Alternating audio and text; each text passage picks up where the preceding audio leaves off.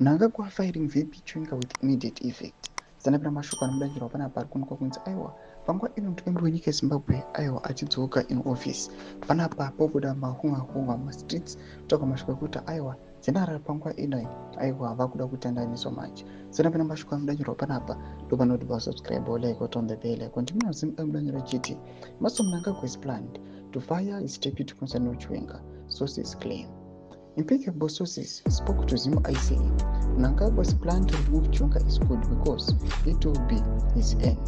The development comes from Mnangagwa announced in a veiled but direct threat, saying, any person wishing to replace me needs to first go through the death row. You must fake poison first, said Mnangagwa in an announcement last year.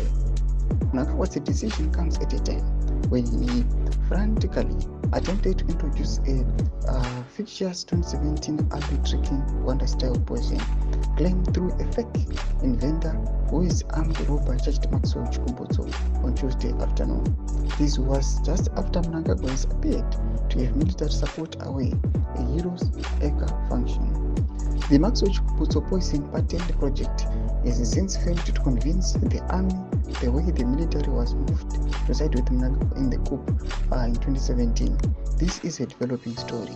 Tomashoko anobudanjirwa panapa panokomana muzimba achiti aiwa nawe ichiri kudevelopa but ndo mashoko aripo kuti panguva inoi mahunga ataura achiti aiwa jenerali panguva inoi vakuda kufaiwa but kufaiwa wakangofaiwa chete vanhu vakutoziva kuti zvakamboitika na 2017 zvakuitika chete because angofaiwa itori good move aiwa yeMercedes dzenyika yeZimbabwe noda kuti vanhu vanobva vatojamuka zvotoonekwa kuti aiwa zvotolida to his own firing. Tudze mafunguro enyu muri kudii pamusoro pechitiko ichi aiwa napamwe section yedu dzemafunguro enyu sana subscribe like turn on the bell icon.